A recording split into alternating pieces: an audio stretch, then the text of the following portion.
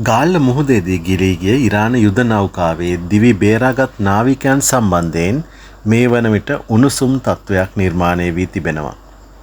පසුගිය බදාදා ගාල්ලට නාවික සතපුන් 19ක් දුරින් ඉරානයට ඈත් අයිරිස් ඩෙනා යුද නෞකාව ඇමරිකානු සබ්මැරින ප්‍රහාරයකින් ගිලී ගිය අතර එහි සිටි නාවිකයන් 32 දෙනෙකු ශ්‍රී ලංකා නාවික හමුදාවේ සහාය ඇතිව බේරා ගැනීමට හැකි වුණා. දැන් ඇති වී තිබෙන අලුත්ම අර්බුදය නම් බේරාගත් ඉරාන නාවිකයන් යලි ඉරානයට බාර නොදෙන ලෙස ඇමරිකානු තානාපති කාර්යාලය ශ්‍රී ලංකා බලධාරීන්ට දැනුම් දී ඇති බවයි රොයිටර් පුවත් සේවය වාර්තා කරන්නේ. මෙම නාවිකයන් ඉරානය විසින් ඔවුන්ගේ ප්‍රචාරක කටයුතු සඳහා යොදා ගැනීමට ඇති ඉඩකඩ අවම කිරීම ඇමරිකාවේ අරමුණ බව පැවසෙනවා. දැනට බේරාගත් නාවිකයන් මෙරට රෝහල්ගතව ප්‍රතිකාර ලබමින් සිටිනවා.